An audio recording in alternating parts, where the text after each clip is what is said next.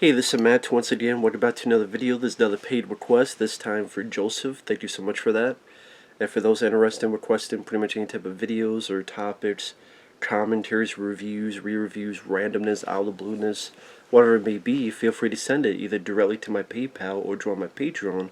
Both links are down below in the info box. Now, this is for a James Bond film, The World Is Not Enough, the third of 4 Pierce Brosnan James Bond films.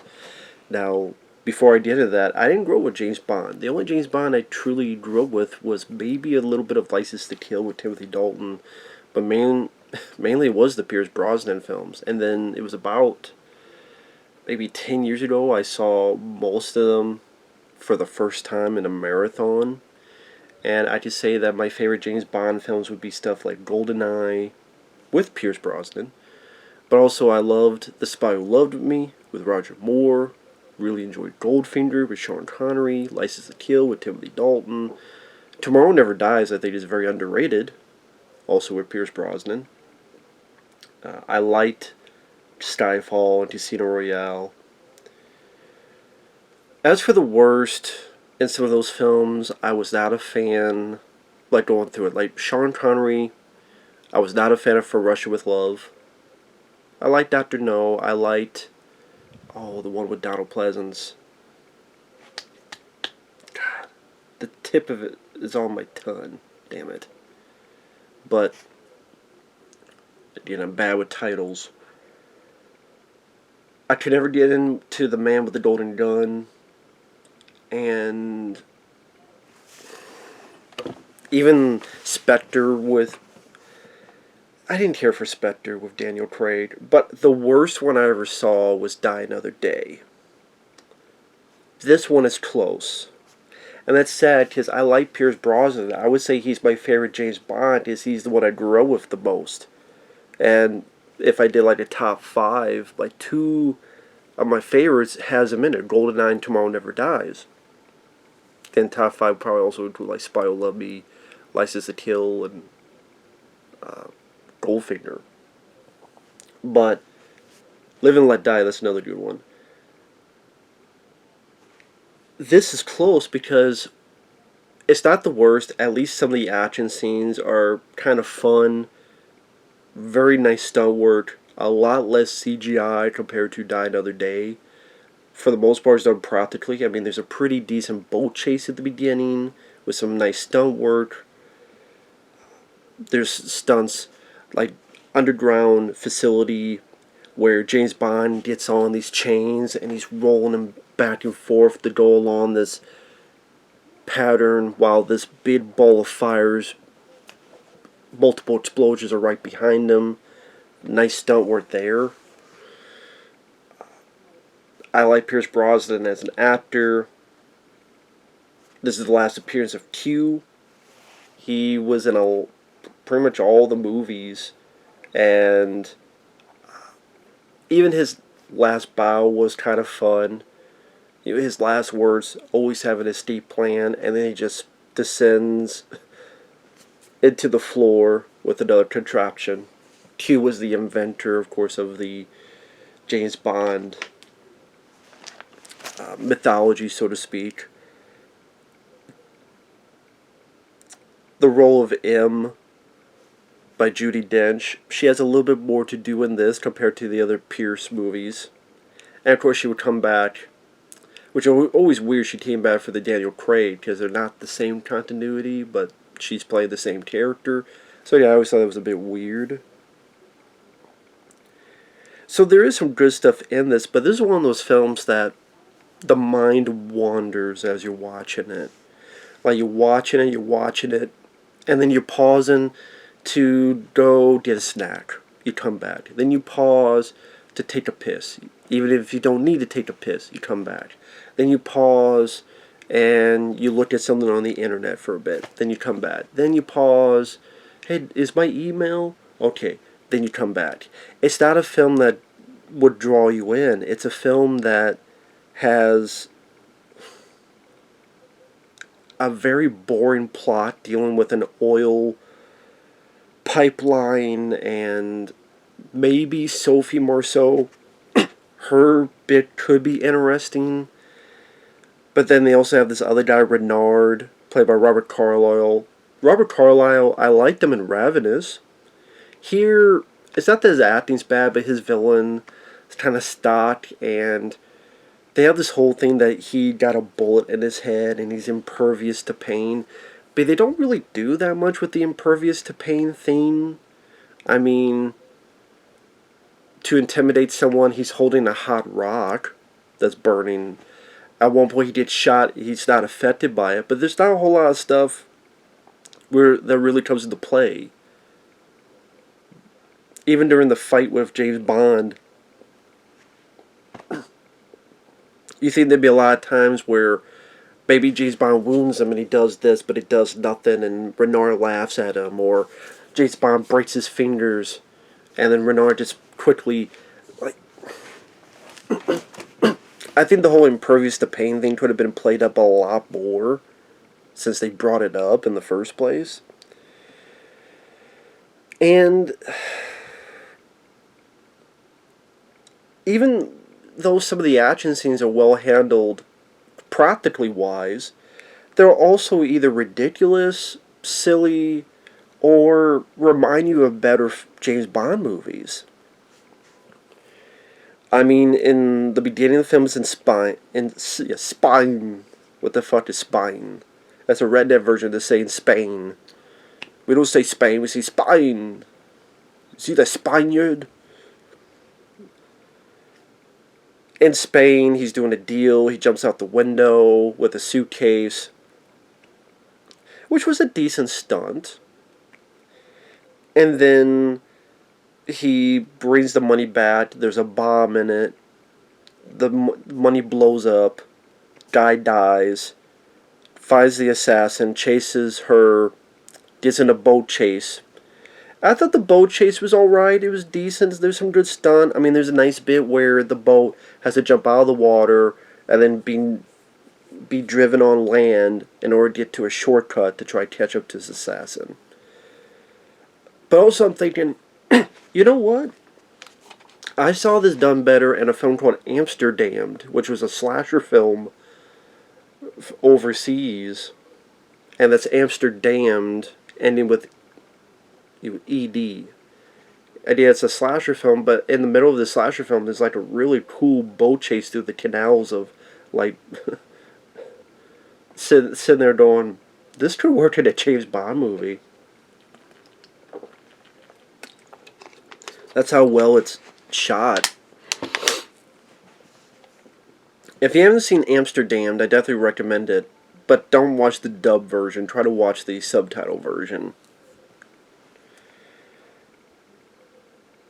But yeah, he gets nice stunt. The boat jumps. He grabs his thing, and there's a hot air balloon.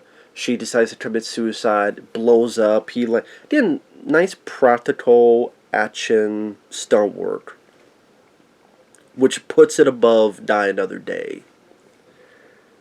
I would say it was nice to see Q one last time. You bring in the new Q, John Cleese, which I was never into the John Cleese as Q. Which I guess didn't last long. Just that and Die Another Day. Because by the time they did the Casino Royale, they just rebooted it. But let's see, he doesn't have much to do. He has like one little bit here, and then he's in the next one. And the whole backstory of Sophie Marceau is that back in the day, she was kidnapped. There was some mess up. She stayed with the bad guy longer than she should have. That was years later. She doesn't trust MI6 because of that situation. Her father's the one that died with the money bomb at the beginning of the film. She owns this oil pipeline. Seems like the bad guys are after that. The person that took her before is a guy named Renard, an anarchist, bullet in the head, impervious to pain. Again, they don't do much with... They could do a lot more with that than they did, like I said. But this is a film that I just see scenes being either cut down or just shortened up. And maybe it could work better. Like, there's a scene with when he meets Sophie Marceau, then they go skiing, and then you get guys descending from balloons. Their snowmobiles descend from balloons. And I'm like, that kind of seems like a parody that Austin Powers would have made a film. There would have been Austin Powers film where the bad guys descend on balloons with their snowmobiles. And, I mean, again, I don't think it's badly shot. It's just, I mean, skiing, if I want to watch a James Bond ski sequence, I'll watch The Spy Who Loved Me. And I'm like, well, why don't I just watch that? And even the whole finale in the submarine, it kind of reminded me of Tomorrow Never Dies. Technically, it wasn't a submarine, but at the same time, it's in the sea, all this water, being underwater, all this. I'm like, I just saw that Tomorrow Never Dies, which was the film before this, and I think that's a much more entertaining film than this. So it's like we have another finale in the water, also dealing with, well, that was possible war. Here it's detonate a bomb that's going to destroy a bunch of stuff so that Sophie Marceau could run the oil business, which maybe that's appropriate nowadays. But I don't know, like, the plot in the previous film was a lot more interesting. This guy who uses the news to lie to people and create a war, which you just say that's very much apparent nowadays, depending on who you talk to. The story just wasn't interesting, even for a James Bond film. It also doesn't help that, yeah, it's cool to see Robbie Coltrane.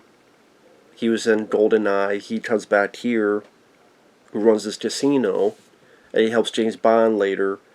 But you also have Denise Richards, and I haven't gotten to her yet. She plays a nuclear physicist. I'm like, yeah, maybe in a porno. And I get it, it's a James Bond lady being hot, but Denise Richards is a terrible actress in this, and is one of the worst James Bond women in any of the films. She's completely wooden, her delivery is phony as a $4 bill. It's phony, it's fraudulent, it's just, her name is Christmas Jones. Dr. Christmas Jones. I'm like, number one, your first name is Christmas. Number two, you're played by Denise Richards, who's not the best actress. She's never been the best actress. Let's be honest. Denise Richards is not in the pantheon of great actresses. And number three, her character sucks. She's only there to help disarm one or two bombs. Otherwise, she'd be completely useless. And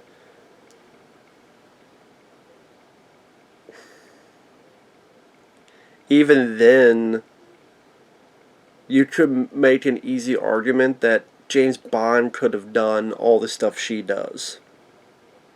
Because in one, she's supposed to disarm a bomb, but then doesn't, because James Bond told her not to, for which I'll get to. And then even the ending, technically James Bond could have done all the stuff anyway. She just seems like a character that you could easily delete. And not only would it not affect the film, in fact, it would make it better, actually. Like, you did not need this character in the movie. It's, I guess, especially Pierce Brosnan, that tale of having two women. Because you had GoldenEye, you had the good girl, and then you had Famke Janssen, thunder thighs, trying to break your neck, suffocate you. And Tomorrow Never Dies, you had Terry Hatcher, and then you had Michelle Yeoh. And this, you have Denise Richards, you have Sophie Marceau. Down Another Day, you had Halle Berry, and I think you had I barely remember that film now. I think you had another one.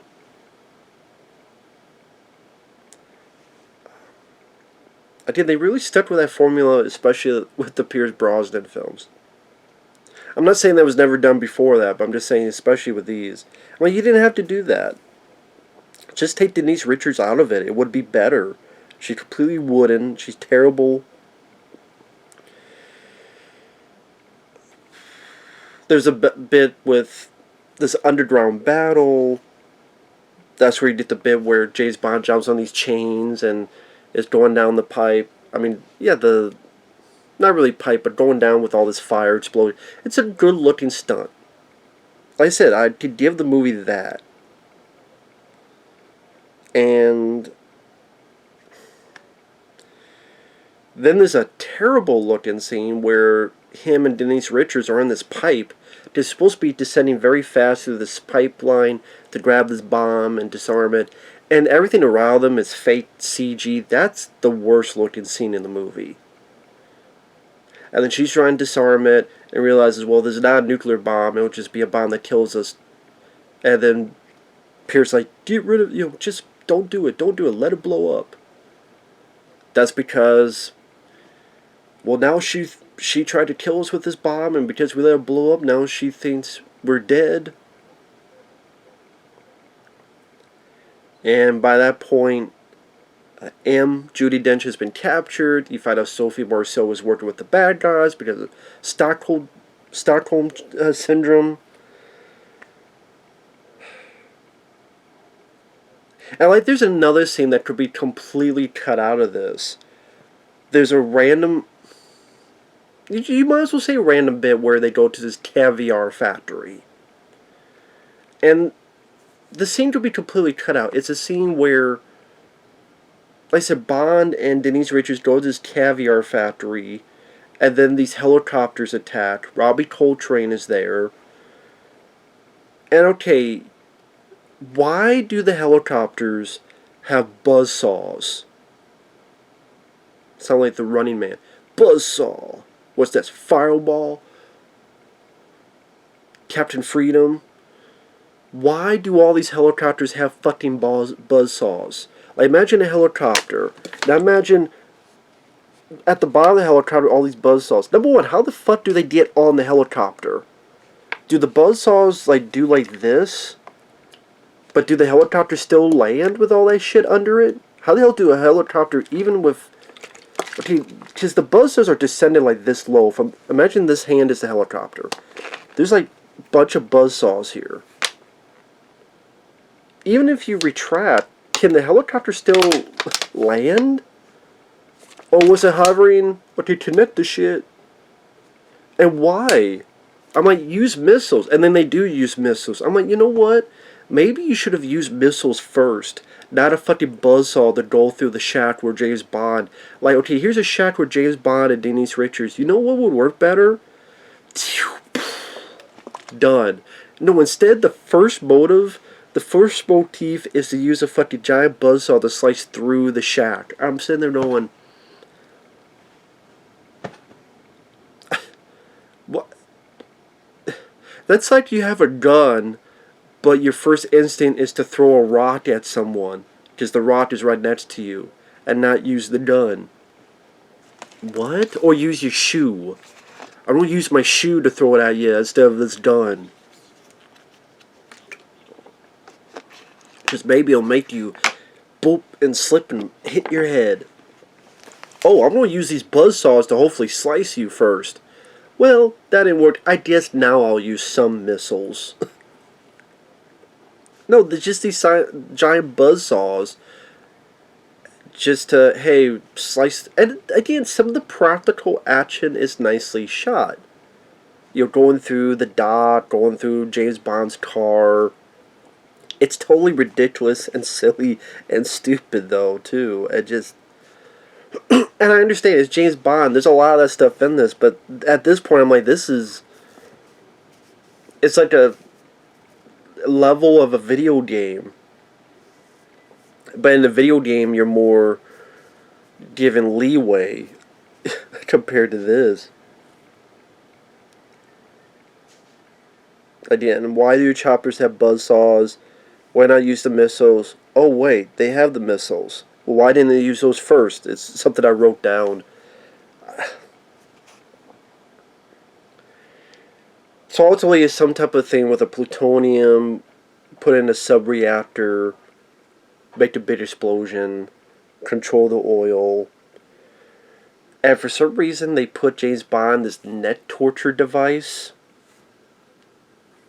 I guess so that James Bond can say, let's have one last screw. Spoiler alert, for those who haven't seen it, spoilers. Robbie Coltrane comes in, he gets killed. Before he gets killed, he helps James Bond get out. James Bond has a gun on Sophie. Oh, you'll miss me. And James Bond goes, I never miss. I thought that was a good line. Granted, not as good as consider this a divorce and Total Recall, but I never miss. I mean, Pierce Brosnan sells that line well. I never miss. After shooting her. I do think that was a nice little scene, nice line. And like I said, this is one of those films that the plot is just not interesting at all. The bad guy, Renard, I think is very... There's a lot more you could have done with a guy that can't feel pain, but they don't do nearly enough with that gimmick. The Denise Richards is useless, is unneeded, and is a terrible acting performance, completely wooden. The action scenes, either they're very silly, like the helicopter buzzsaws, or they just remind you of better movies like The Steen and The Spy Who Loved Me. They have Steen scene in here, but not as good. The subsequence at the whole finale reminds you bits of the ending of Tomorrow Never Dies, only it's not as good. And ultimately, this is one of the more forgettable films. Like, I'm watching this movie, I'm like, I don't remember a lot of this movie. And now I know why I didn't remember. It is one of those, when you watch it in a week or two, you forget about it, and then it's a hazy memory until if you ever see it again. And like I said, Die Another Day is more shitty,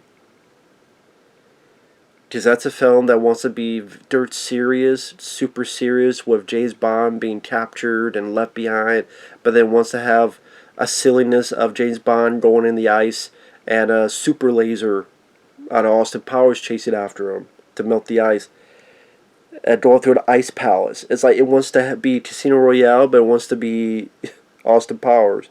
Die Another Day didn't know what it wanted to be. This, the tone is more consistent, but still not. It's on the lower end of James Bond. I mean, I would put Utter Majesty's Secret Service. If I learn how to talk, I would put that above this. My only problem with that is I wasn't really a big fan of that guy as James Bond. Like, if you took Pierce Brosnan or Timothy Dalton into that movie, it'd be a lot better, but I still don't mind that film, and it's... I won't go so far as I hate George Lazenby. I don't hate him. It's just, he's my least favorite of James Bond. But yeah, I mean, The World Is Not Enough, I almost said Tomorrow Never Dies. I like that one. The World Is Not Enough. No, it is enough. I think this film made a lot of money when it came out, but I think that was based on the good nature of the previous films, and then this guy squandered that. And he got to Die Another Day, and then no more Pierce Brosnan. They're like, okay, this is a bit too far. We've gone too far. Let's go back. Then they went back the other way, down and dirty with Casino Royale and so forth. So, with that said, thanks once again, Joseph, for the request. Take care, and we will see you guys later. Bye-bye.